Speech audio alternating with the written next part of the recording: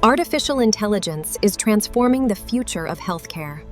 ዛሬ እንደ አሜሪካ፣ ደቡብ ኮሪያና ቻይና ያሉ ሀገራት ሕክምናን ከሰው ሰራሽ አስተውሎት ጋር አዋህደውታል። የተለያዩ ሀገሮች በተለይ በሩቅ ምስራቅ አካባቢ ቻይና፣ ጃፓን፣ ሳውዝ ኮሪያ አካባቢ ብዙ ደረጃ ላይ የተጠቀሙት ይገኛሉ። ኤአይ ኢቨን ኢሜጂንግ ላይ ሰርጀሪዎች ላይ እንዳልኩሽ ላብራቶሪ ዳያግኖስቲክስ ላይ ይጠቀሙታል። የሳምባ ነቀርሳ ወይም ካንሰር ያሉ በሽታዎች በኤክስሬና በኤምአርአይ ምስሎች ላይ በሰከንዶች ውስጥ ለይቶ የማወቅ አቅም አለው። ይህም የባለሙያዎችን ስራ በማገዝ የሚያጋጥሙ ስህተቶችን በእጅጉ ቀንሷል። አንዳንድ ዳያግኖስቲክ ችግሮችን ለማወቅ የሚፈጀውን ጊዜ በማሳጠር አኩሬሲን በማሻሻል በተለይ ደግሞ እንደ ኢሜጂንግ ነገሮች ላይ በጣም ማይኒት የሆኑና በሰው አይን ሚስ ሊደረጉ የሚችሉ ነገሮችን ፒክ ከማድረግ አንጻር ሕክምና በጣም ከፍተኛ ድጋፍ አሁን እያገኘ ነው በአርቲፊሻል ኢንተለጀንስ ማለት ይቻላል። ሐኪሞች ክሊኒካል ዲሲሽናቸው ላይ አሲስት በማድረግ እንዲሁም የተለያዩ ጥናቶች ላይም እንደዚሁ አሲስት በማድረግ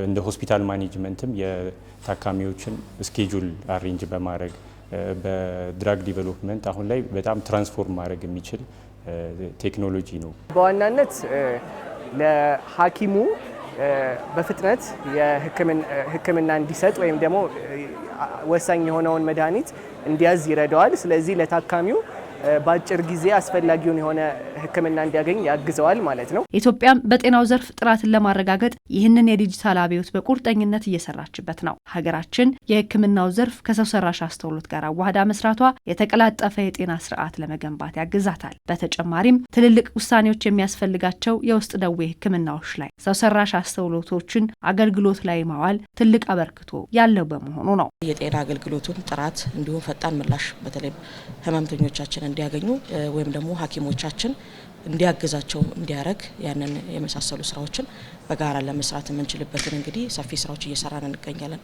እስካሁን ባለው እንግዲህ በተለይ ኤአይ ሰፖርትድ የሆኑ በተለይ አሁን ላይ እንደ ጤና ሚኒስቴር ቲቢ ላይ ሰፊ ስራ እየሰራ ነው። ይሄ ማለት ኤአይ ኢኔብልድ የሆኑ የኤክስሬ ማሽኖችን የቲቢ ፕሪቫላንስ ወይም ደግሞ የቲቢ በሽታ ሰፊ ሆነ ሁኔታ የሚገኝባቸው አካባቢዎች ላይ ስርጭት አድርገን በዚህም ውጤት እያመጣንበት ነው። ይሄ ማለት በተለይ እንደ ሀገር ያለንን የራዲዮሎጂስት የባለሙያ እጥረትንም አንደኛ የአኩሬሲንም እንዲሁም ደግሞ ታይምሊ ወይም ደግሞ ወቅቱን የጠበቀ ውሳኔ አግኝተው ህመምተኞቻችን በትክክል ወቅታዊ ደግሞ ህክምና ማግኝተው እንዲታከሙም ከህመማቸውም እንዲድኑ ለማድረግ ደረጃ ሰፊ አስተዋጽኦ እያደረገ ይገኛል። ነገር ግን ሰው ሰራሽ አስተውሎት በህክምናው ዘርፍ አገልግሎት ሲሰጥ ጥንቃቄና ትኩረት ይፈልጋል። አጠቃቀማችን ምን መምሰል አለበት? ዝም ብለን ያገኘነው ኬዝ በሙሉ ቻት ጂፒቲ ላይ ወይ ጄሚናይ ላይ ወይ ሌሎች ላይ ያስገባን የምናገኘውን ነገር ቀጥታ ታካሚ ላይ መጠቀም ግን አደጋዎች አሉት። ስለዚህ ሁለቱን ነገር በሚዛን ማየት ለዛም ነው ኦፖርቹኒቲዎችን በጣም አተልቀን ስንመለከት ሪስኩን ሚስ እንዳናደርግ የሚለው ላይ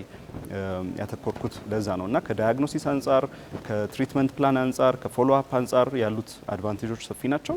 ነገር ግን ሪስኮችን እየቀነስን ማድረግ አለብን የሚለው አብሮ መነሳት ስላለበት ተሞክሮ ስንወስድ ያው አብሮት የሚመጡ ኑዋንሶች አሉ። ኤአይን አዳፕት ስናደርግ ተግዳሮቶቹንም ተጠንቅቀን እኛ አሁን ለኛ ጠቃሚ ምንድነው ጥሩ አድቫንቴጅ ያለን ገና ዝቅተኛ ሌቭል ላይ ስለሆነ ያለ ነው ካሁኑ ተጠንቅቀን ዩቲላይዝ ማድረግ እንችላለን ማለት ነው። የሰው ሰራሽ አስተውሎት በህክምናው ዘርፍ ያለው ተስፋና ስጋት የሚዳስሰው 11ኛው የውስጥ ደዌ ህክምና ጉባኤ መካሄድ ጀምሯል። ለ2 ቀናት የሚቆየው ጉባኤው የሰው ሰራሽ አስተውሎት እድልና ስጋትን በሚመለከት ጥናታዊ ጽሑፎች ቀርበው ውይይት እየተደረገባቸው ይገኛል።